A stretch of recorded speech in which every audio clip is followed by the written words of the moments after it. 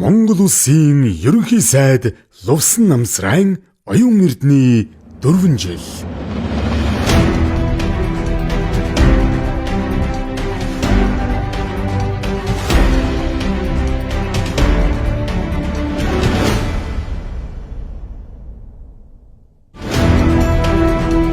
Монгол Улсын хөгжлийн бодлогыг уртаар төлөвлөв. Алсын гараа 2050 анх удаа салбар бүрийн 1500 гаруй эрдэмтэн оролцож 567 салангад баримт бичгийг нэгтгэсэн Монгол Улсын хөгжлийн урт хугацааны баримт бичиг болсон юм. Оюун эрдэнэ ерөнхий сайдаар томилогдсны дараа үүнийг хэрэгжүүлж эхэлсэн. Дэлхийн шин сорилт ковидыг амжилттай давлаа. Засгийн газраас хүн амын зорилттой бүлгийн 90% вакцинжуулж 40 мянган хүний амь насыг эрсдэлээс хамгаалж цар тахлыг хамгийн хохирол багтаа буюу бусад орноос 1.3 жилийн өмнө амжилттай даван туулсан хамгийн эрт хатуу хөл хориог цусалсан дэлхийн улс орнуудын нэг болсон. Эрүүл мэндийг хамгаалж эдийн засгаа сэргээв. Ковид-19 цар тахлын үед эдийн засгаа сэргээх 10 их найт төгрөгийн хөтөлбөрийг хэрэгжүүлсэн. Энэ хүрээнд ажлын байрыг дэмжих, репо санхүүжилт, ипотек, хөдөө аж ахуйн зээл олгож нийт 71339 зээлдэгчид 5.7 их найт төгрөгийн санхүүжилт олгосноор цар тахлын үед 100 мянга гаруй ажлын байрыг хамгаалсан. Үүний үр дүнд 2020 онд 4.6% агшаад байсан эдийн засаг 2021 онд 1.6%, 2022 онд 5%, 2023 онд 7.4% хэлсэн юм.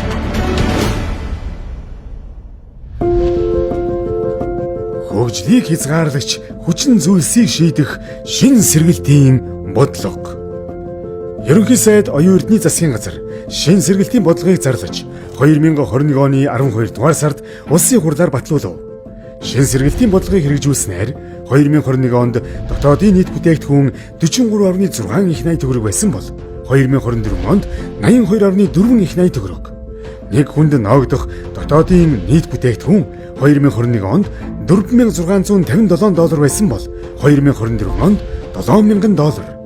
Экспортын орлого $9.2 тэрбум байсан бол 2024 онд $15.9 тэрбум болсон. Бомтын бомыг тайлав. 2021-ээс 2024 онд бомтын сэргэлтийн хүрээнд экспортын төмөр замын 5 шинэ гарцтай боллоо.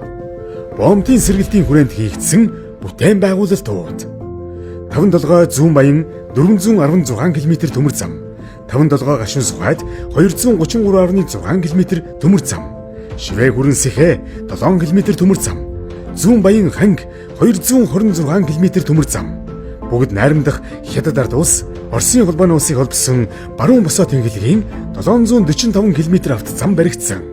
Шивээ хүрэн бичигт бомбуудын хүчин чадлыг сайжруулах, ачаа тээвэр, чингэлэг тээвэр, шилжүүлэн ачих терминал зэрэг төслүүд хэрэгжиж байна. Бомтын бомыг тайлснаар Монгол улс 2024 онд нийт 83.7 сая тонн нүүрс экспортлж түүхэн дэд түвшнийг тогтоогоод байна. Эрчим хүчний сэргэлт гараанаас гарлаа. Дулааны цахилгаан станц 4 дархан Эрдэнэтийн дулааны цахилгаан станцын хүчин чадлыг нэмэгдүүлсэн бөгөөд Амгалан дулааны цахилгаан станцын суйрлагдсан хүчин чадлыг 116 мегаваттаар, Чоблсон дулааны цахилгаан станцын суйрлагдсан хүчин чадлыг 50 мегаваттаар өргөтгөжээ. 2023 онд 80 мегаватт суйрлагдсан хүчин чадалтай батарей хөрөнгөлөөрийг суйрлуулж сонгон дэд станцад холбов. 2024 онд бөөрөлжүүдийн цахилгаан станцын эхний 150 мегаватт хүчин чадалтай станцыг ашиглалтанд оруулж, Багнуурын 50 мегаваттын батарей хөрөнгөлөөрийн станцыг төвийн бүсийн эрчим хүчний нэгдсэн сүлжээнд холболоо. Ирэх 4 жилд Эрдэнэ бүрэн бөөрөлжүүд 5-7 цахилгаан станц зэрэг олон жил яригдсан төслүүдийг хэрэгжүүлнэ. Хөдөөгийн сэргэлтэнд зориулж орон сууцны 3% зээл олгож байна. Хот хөдөөгийн сэргэлтийн хүрээнд хөдөө орон нутагт шилжин сууршиж анхудаа орон сууц худалдаж авах иргэдийн ипотекийн зээлийн хүүгийн 6%-ийг 3% болгон хөнгөлж, урьдчилгаа төлбөрийн тодорхой хувийг зээлийн батлан даалтын сангаар дамжуулж батлан дааж байна. Мөн орон нутагт ажилласны нэмэгдлийг орон нутагт ажиллаж байгаа төрийн албан хаагчдад өгч байна. Нийслэлийн алслагдсан баг нуур, баг хангай, налайх дүүрэгт ажиллаж байгаа төрийн албан хаагчид үндсэн цалингийн 20%-аар сар бүр нэмэгдэл олгож байна. Цахим үндэстэн боллоо. Ерөнхий сайд Оюун Эрдэнэ төрийн үйлчлэгийг цахимжуулах e-Mongolia системийг санаачлан эхлүүлв. e-Mongolia систем нь 2024 оны жилийн эцсийн байдлаар 195 сая хэрэглэгчтэй болж 87 байгууллага 1263 үйлчлэгээтэй болж 65 сая удаагийн амжилттай үйлчлэгээ үзүүлж, лавлгаа тодорхойлолт авах дундаж хугацаа 5 секундын үзүүлэлттэй байна. 2020-оос 2024 онд e-Mongolia системийг ашигласнаар Монгол улсын иргэдийн хэмнэсэн зардал нийт төрийн үйлчлэгээ авахдаа үйлчлэгээ үзүүлэгч байгууллага руу ирж буцах тээврийн хэрэгсэлд гарах зардал 81 тэрбум төгрөг. Иргэн төрийн үйлчлэгээ авахдаа зарцуулж буй хугацаанаас үүдэлтэй зардал 122 тэрбум төгрөг. Цаасан бичиг баримтын зардал 5.8 тэрбум төгрөг буюу нийт 1.3 их 80 төгрөгийг хэмнэжээ. Монгол улс цахим засаглалын хөгжлийн индексээр 2024 онд 46 дугаарт орж, өмнөх үзүүлэлтээс 28 байраар урагшллаа. Эрдэнэ үйлдвэрийн 49%-ийн Луврыг зогсоов. Оюун Эрдэнэ тэргүүлсэн засгийн газрын нэг гол ажил нь авилгатай тэмцэх, шудраг ёсны төлөөх тэмцэл байж ирсэн. Өнгөрсөн хугацаанд 5 иш ажиллагаа хэрэгжүүлж, цахим, эл тод байдлыг ханган, Эрдэнэтийн 49%, хөтлийн цемент, дархны төмөрлөг, Дубайн гэрээ, хөгжлийн банк, 5 толгойн нүүрсний ордыг тойрсон хулгай Луврын схемийг илчилж, төрийн хэмнэлтийн хууль, авилгын ялын бодлогыг чангатгах зэрэг олон ажлыг хийж зохих үр дүн гаргаад байна. Эрдэнэ үйлдвэрийн хууль бус хувьчлалыг таслан зогсоож, төрийн мэдээлэл авах засгийн газрын шийдвэр гарснаар тус үйлдвэр 2016 онд 145 тэрбум төгрөг татварт төлж байсан бол 2023 онд 2 их 80 төгрөг татварт төлж 11 дахин нэмэгдэв.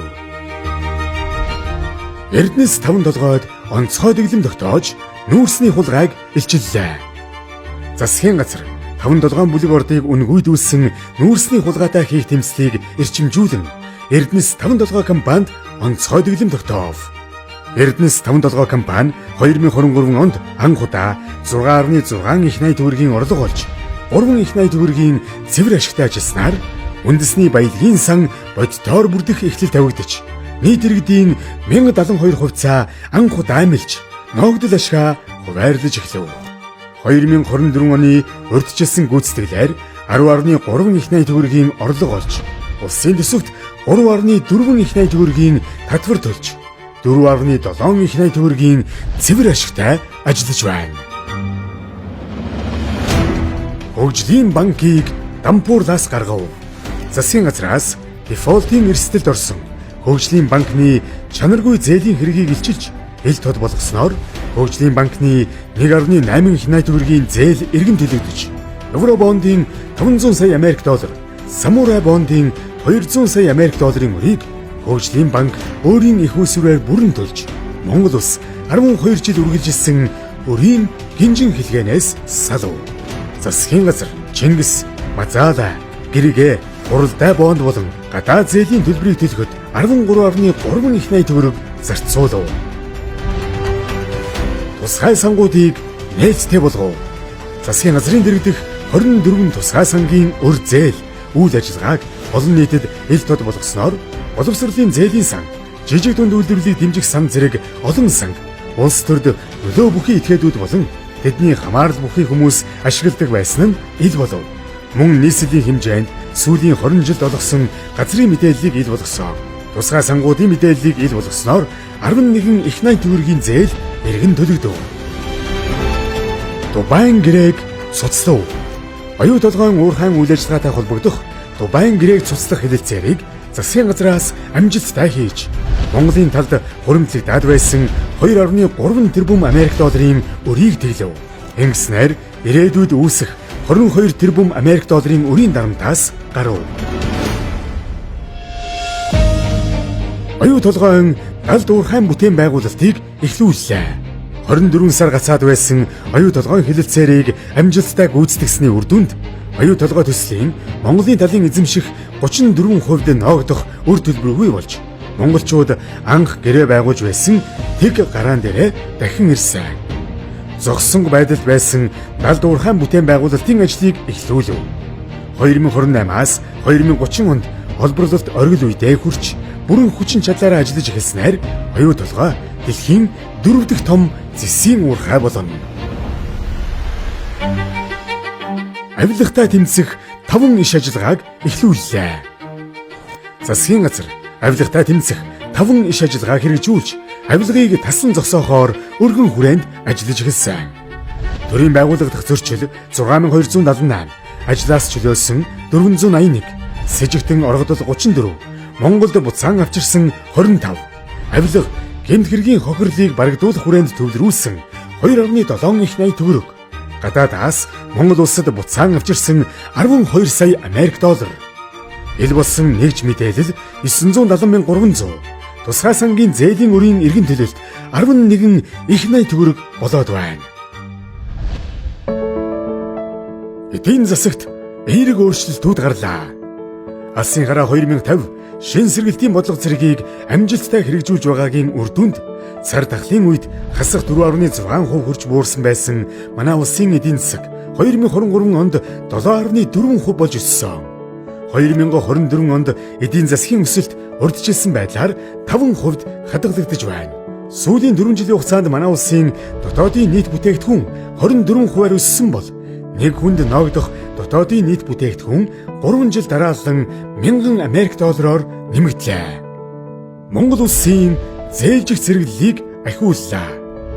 Экспортын бит хэмжээг тогтвортой нэмэгдүүлв. Гадаад валютын улсын нөөц түүхэн дээд түвшинд хүрв. Өрийн удирдлагыг амжилттай хэрэгжүүлж, дефолтын эрсдлээс гарав. Баялагын санд тулгуурласан дундаж давхаргыг дэмжих тогтолцоо. Баялагта эзэн байх тогтолцооны реформыг хийж, олон жил яригдсан үндэсний баялагын сангийн тухай хуулийг улсын хурлаар батлууллаа. Ингэснээр стратегийн ордуудын үр өгөөжийг иргэд бодитоор хүртэх боломж бий болж, иргэдийн хуримтлалын данс анх удаа мөнгөжж, 2024 оны эцсээр иргэн бүхэнд 138 мянган төгрөгийн хадгаламж хуримтлагдаад байна. Засгийн газрын 14 мега төсөл хэрэгжснээр үндэсний баялагын сангийн хуримтлалын сан 2030 он гэхэд 20 их найт төгрөгт хүрэх бөгөөд бусад стратегийн ордуудын орлогыг үндэсний баялагын санд төвлөрүүлэх хэлэлцээ 2025 онд эхэлж байна. Цалин тэтгэврийг 40-оос 80%-аар нэмлээ. Төрийн албан хаагчийн цалин хөлс 2016 онтой харьцуулахад 3 дахин нэмэгдэв. Дундаж цалингийн хэмжээ 2 сая 534,400 төгрөг болов. Өндөр насны тэтгэвэр 2016 онтой харьцуулахад дахин 2.5 дахин нэмэгдэв. Дундаж тэтгэврийн хэмжээ 787,000 төгрөг болов. Эрт илрүүлэгт 1.4 сая иргэн хамраглаа. Засгийн газраас иргэн бүрийг эрт илрүүлэг үзлэг онцлогоонд хамруулах ажлыг 2022 оны 5 дугаар сарын 1-ээс эхлүүлж, эрт илрүүлэгт 1 сая 482,402 хүн буюу нийт хүн амын 42.7% нь хамрагдаад байна. Эрт илрүүлэгт хамрагдсан иргэдийн 77.1% нь өвчлөлийн сэжиг, анх онцлогдсон хорт хавдрын 371 тохиолдол бүртгэгдсэн байна.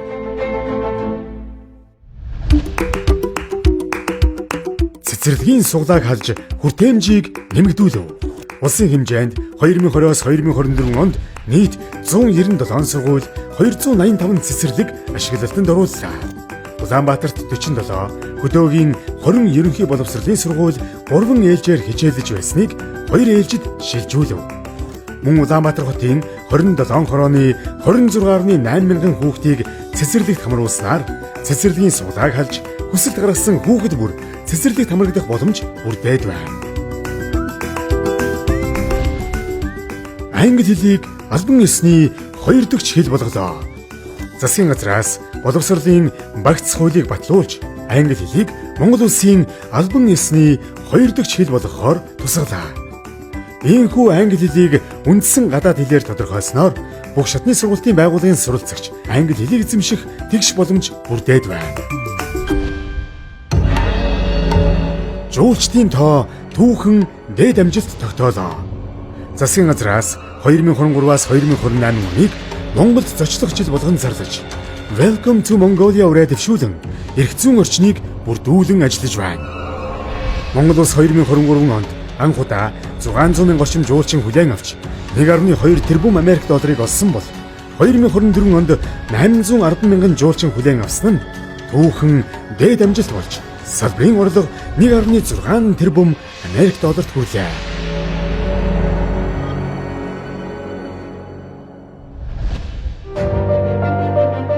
Үндсэн хуульд нэмэлт өөрчлөлт оруулж, тогтолцооны реформ хийлээ. Монгол улсын ерөнхий сайд Монгол Ардын намын даргын хувьд оюун эрдэнэ мандайлж, улс төрийн тогтвортой байдлыг бий болгох, шинэ 30 жилийн хөгжлийг эхлүүлэхийн төлөө улс төрийн намуудтай зөвшөлдсөн 2022-2023 онуудад үндсэн хуульд нэмэлт өөрчлөлт орууллаа. 2024 оны үндсэн хуулийн өөрчлөлтөөр улсын хурлын гишүүдийн тоог 126 болгон төлөөллийг нэмэгдүүлж, сонгуулийн холимог тогтолцоонд шилжсэн юм. Ингэж сонгуулийн реформ хийсэн нь сонгодог парламентын засаглалыг төгөлдржүүлж, цаашид намууд хамтарч тогтвортой засаглах эрх зүйн орчныг бүрдүүллээ. Агаарын харилцааг өргөжүүлв. Засгийн газраас агаарын харилцааг өргөжүүлэх, нислэгийн чиглэл, давтамжийг богино хугацаанд эрчимтэй нэмэгдүүлэх бодлого баримтлан ажиллаж байна.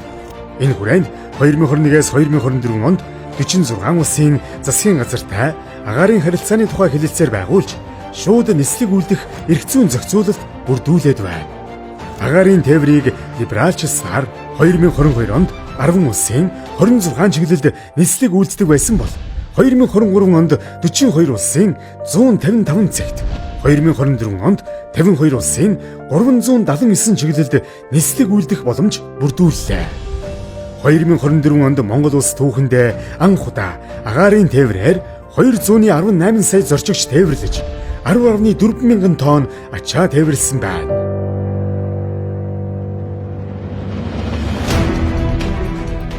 Мянганы замын бүтээн байгуулалтыг дуусгав. 2001-с 2024 онд мянганы зам төслийн хүрээнд баруун чиглэлийн 1811 км замаас 1270.7 км, зүүн чиглэлд 1050.2 км замаас 694.8 км авто замын барилгын ажил хийгдэж ашиглалтанд орсон байна. 2022 онд Загстайн давааны хатуу хүчилттэй авто замыг ашиглалтанд оруулснаар аймгийн төвүүдийг нийслэл Улаанбаатар хоттой 7000 гаруй км урт хатуу хүчилттэй авто замаар бүрэн холбож дуусав. Мөн Улаанбаатар дархан чиглэлийн 204.1 км авто замыг ашиглалтанд орууллаа. Өнөөдрийн байдлаар нийт 21 аймаг 100 гаруй сумыг хатуу хүчилттэй авто замаар холбожээ. Хамтарсан засгийн газрын 14 мега төсөл хэрэгжиж эхэллээ. Хамтарсан засгийн газрын 2024-өөс 2028 оны үйл ажиллагааны хөтөлбөрт нийгэм эдийн засгийн 14 реформыг хийж, хөгжлийн 14 мега төслийг хэрэгжүүлэхээр тусгаж, эхний 100 хоногт 3 мега төсөл гараанаас гарлаа. Эрдэнэ бүрэнгийн усан цахилгаан станц хөдөллөө. 1964 оноос хойш яригдсан Эрдэнэ бүрэнгийн усан цахилгаан станцын тусгайлсан зээлийн хэлэлцээрт бүгд найрамдах Хятад ард улсын талтай 2024 онд гарын үсэг зурснаар бүтээн байгуулалтын ажил эхлэхэд бэлэн боллоо. Тус станц нь жилд 366 сая киловатт цаг цахилгаан эрчим хүч үйлдвэрлэж, баруун бүсийн цахилгаан эрчим хүчний хэрэглээг 100% хангаж, эрчим хүчний дотоодын үйлдвэрлэлийг нэмэгдүүлнэ. Гашуун сухайд ганц мод бомтын хил дамсан төмөр замын бүтээн байгуулалт эхлүүлэхээр тохиролцов. Гашуун сухайд ганц мод хил олболтын төмөр замын бүтээн байгуулалтын төсөл 22 жилийн дараа хэрэгжихэд бэлэн боллоо. 2025 онд төслийн бүтээн байгуулалтын ажил эхэлж, 2027 онд ашиглалтанд орно. бомбын хүчин чадал 2 дахин нэмэгдэж, нүүрсний экспорт 165 сая тоннд хүрэх дэд бүтцийн хүчин чадалтай болно. Монгол Францын хамтарсан ураны төсөл хөдлөө. Монгол Улсын засгийн газар болон Монгол Францын хамтарсан Бадрах Energy компани хөрөнгө оруулагч Orona Mining CAC компани хооронд хөрөнгө оруулалтын гэрээ байгууллаа. Монголын ард түмэн энэ төслөөс 51% өгөөж хүртэнэ. Мөн ногдол ашиг хүлээхгүй, нэмэлт өр үүсэх эрсдэлгүй.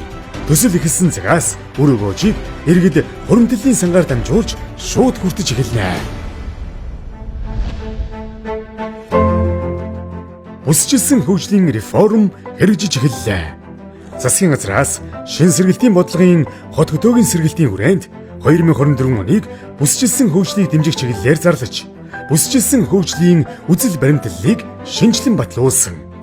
Энэ хүрээнд засгийн газраас 4440 км автозам, 3633 км төмөр зам, 1650 МВт эрчим хүчний шинэ их үүсвэр, 7 бомбын шинжилэл, 14 мега төсөл хэрэгжүүлнэ. Нийслэлийн хүндрэлийг шийдэх 20 минутын хот. Засгийн газраас 20 минутын хот үзэл баримтлал түүнтэй уялдсан Улаанбаатар хотын 2040 он хүртэлх хөгжлийн ерөнхий төлөвлөгөөг боловсрууллаа. Бүсчилсэн хөгжлийн реформын хүрээнд Улаанбаатар хотод 1992-оос 2021 оны хооронд 11.5 их найт төгрөгийн хөрөнгө оруулалт хийгдэж байсан бол 2025 оны улсын төсөвт нийслэлд 4.5 их найт төгрөгийн бүтээн байгуулалт хийхээр тусгасан. Сар дахал геополитикийн эзэгтэй үед гадаад харилцааны амжилттай бодлого хэрэгжүүллээ. Ерөнхий сайд Оюун Эрдэнэ бүгд найрамдах Хятад улс, Оросын холбооны улс, Сингапур, холбооны бүгд найрамдах Герман улс, Америк нэгдсэн улс, Япон, бүгд найрамдах Солонгос улс, Киргиз, Швейцар, Пакистан, Саудын Араб, Арабын нэгдсэн Эмират улс, Бахрейн зэрэг улсуудад ажлын айлчлал хийхин зэрэгцээ олон улсын хурал чуулганд оролцсон. Шийдсэн асуудал: гашуун сухад ганц мод бомбын холболтын бүтээн байгуулалт, түлш шатхууныг тогтвортой үнээр 2027 он хүртэл импортоор авах, Эрдэнэ бүрэнгийн усан цахилгаан станцын төслийн зээлийн хэлцээрийг тохиролцов. Герман улсад Монголоос 1000 инженер оюутан бэлтгэн. Монгол улс Америк нэгдсэн улс хооронд шууд нислэг үйлддэг болох 1000 багш 10,000 инженерийг бэлтгэн. 14 мега төслүүдэд хөрөнгө оруулалт татах талаар тохиролцов.